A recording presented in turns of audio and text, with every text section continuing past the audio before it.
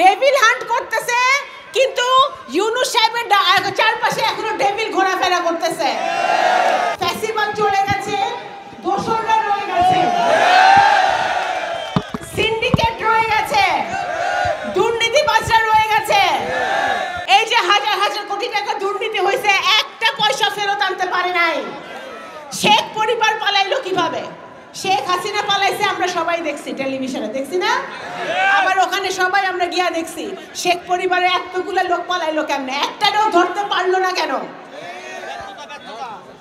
সুতরাং আজকে আমাদের এই নতুন প্রজন্মের যে সংগ্রাম, আমাদের বিএনপি গত 17 বছরের যে সংগ্রাম, জনাব তারেক রহমানের নেতৃত্বে আমরা যেই সংগ্রাম চালিয়ে যাচ্ছি, এই সংগ্রাম কিন্তু আমাদের চালিয়ে যেতে হবে যতদিন পর্যন্ত আমাদের একটি নতুন বাংলাদেশ, সুন্দর বাংলাদেশ, স্বচ্ছ বাংলাদেশ, একটি দুর্নীতিমুক্ত বাংলাদেশ আমরা গড়ে তুলতে না পারবো, মানবিক রাষ্ট্র গড়ে তুলতে না পারবো, ততদিন পর্যন্ত আমাদের এই সংগ্রাম চালিয়ে যেতে হবে। এবং সবচেয়ে বড় কথা, আমরা এখানে যারা আছি তারা এখনো 15 বছরে একটা ভোট দিতে পারি নাই।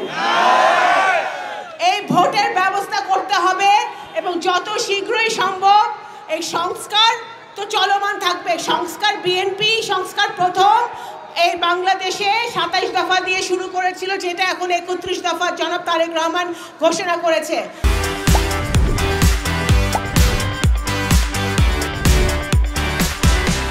বিএনপির মাধ্যমে আসল সংস্কার হবে, কিন্তু আপনারা সংস্কার করেন, সেই সংস্কারের জন্য আমরা পূর্ণ সহযোগিতা করছি অন্তর্বর্তীকালীন সরকারকে। কিন্তু সংস্কারের নামে যদি আপনারা কালক্ষেপণ করেন, তাহলে হাসিনা কিন্তু ভারতে বৈশা ডায়ালগ মারতেছে, আর তার এই যে দোসররা আছে, দোসরদেরকে উস্কানি দিতেছে। সুতরাং ষড়যন্ত্র ঘনীভূত হবে, ষড়যন্ত্র চলবে। এবং আরেকটি কথা আমি শরীয়তপুরবাসীকে বলে দেই, আওয়ামী লীগ আপনাদের ঘাড়ে উঠে, আপনাদের ভিতরে ঢুকে যেন ষড়যন্ত্র করতে না পারে, সেই দিকে সাবধান রাখতে হবে।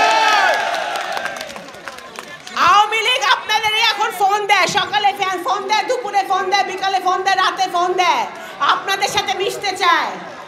আর শরীয়তপুর বিএনপি অত্যন্ত শক্তিশালী একটি বিএনপি।